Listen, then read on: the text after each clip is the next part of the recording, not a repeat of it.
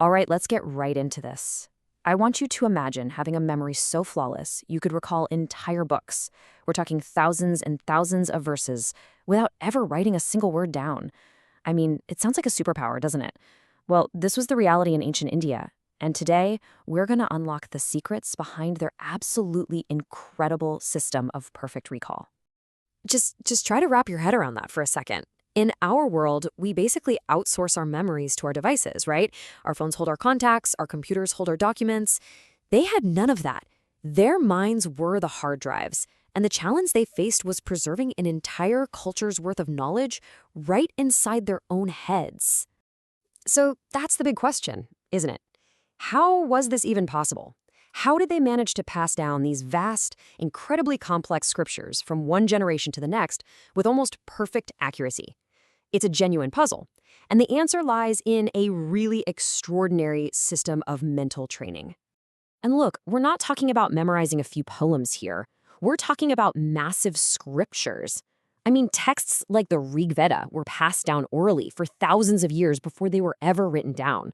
And modern scholars are still just stunned that they survived with almost zero errors. This wasn't just memory, it was a feat of engineering the human mind itself. So where did it all start? Well, the foundation of this whole system was this unique learning environment called the Gurukul. And this wasn't like a classroom in any way we'd recognize. It was a peaceful community where students actually lived with their teacher, their guru. And the very first lesson wasn't about facts or figures. Nope. It was about forging the instrument of learning itself, the mind. Their approach was, deeply holistic. Before a student even got started memorizing texts, the guru focused on training these four foundational pillars you see right here. First up, concentration, to create a mind that's totally free from distraction. Second was character, to make sure that the knowledge would be used wisely. Third was memory itself, which they saw as a muscle that had to be trained. And fourth was awareness, a deep sense of presence and mental clarity. They understood you couldn't build a skyscraper of knowledge on a weak foundation. You had to forge the mind first.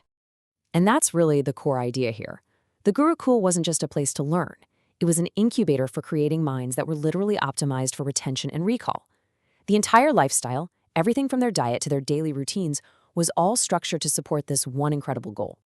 So how did they actually pull it off? What were the specific techniques? Well, the entire system rested on three really powerful pillars, concepts that, honestly, modern cognitive science is only just beginning to fully appreciate. The first and most fundamental method was called Shruti Smriti. Shruti means that which is heard, and Smriti means that which is remembered. It's a beautifully simple idea, really. You learn through intense, focused listening, followed by exact repetition. So here's how it worked. The guru would recite a line, nice and slow, and the students would just absorb it with total concentration. Then they'd repeat it back, exactly as they heard it. This process, done over and over and over, is what we now call active recall. And it's so incredibly effective because forcing your brain to retrieve information, instead of just passively reading it, literally builds and strengthens the neural pathways for that memory. It's like lifting weights for your brain. Okay, the second pillar leveraged this fascinating little quirk of the human brain, and this quote captures it perfectly. A lecture can go in one ear and write out the other, but a song can get stuck in your head for decades. The ancient scholars knew this, and they used it big time. They basically turned knowledge into music. Texts like the Bhagavad Gita were composed in a very specific poetic meter. So by chanting these verses, they weren't just using their intellect, they were creating multiple memory hooks. Rhythm and melody engage different parts of the brain, creating these extra pathways for retrieval. It's exactly why a tune can suddenly bring back a flood of lyrics you thought you'd forgotten. The information is stored in more than one place, making it way more durable. Now, the final pillar is maybe the most universal one of all. If you really want someone to remember something, don't just give them a list of facts, tell them a story. I mean, our brains are literally built for narrative. These great epics, they weren't just literature. They were gigantic memory frameworks.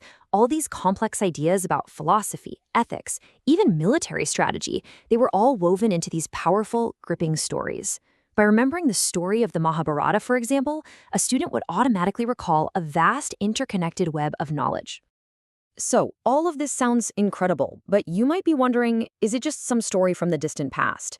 Oh, not at all. The power of this system is still visible today. And the evidence is, frankly, remarkable. Even today, right now, there are Vedic scholars who can recite over 20,000 lines of sacred text completely from memory with perfect accuracy. No, that is not an exaggeration. This is a living tradition, and it's a testament to one of the greatest memory training systems ever created. And this isn't just some anecdote. Modern research on these chanting traditions has shown measurable cognitive benefits. I'm talking about studies that point to enhanced working memory, improved attention control, and even structural changes in the brain related to neuroplasticity. They aren't just memorizing, they are fundamentally rewiring their minds for peak performance. When you think about it, this ancient system, built without any of our modern technology, produced a level of mental mastery that we honestly struggle to even comprehend today. It's a testament to the incredible, untapped potential of the human mind. And it leaves us with one final fascinating question. If this wisdom was preserved, what other ancient knowledge is out there, just waiting for us to rediscover it?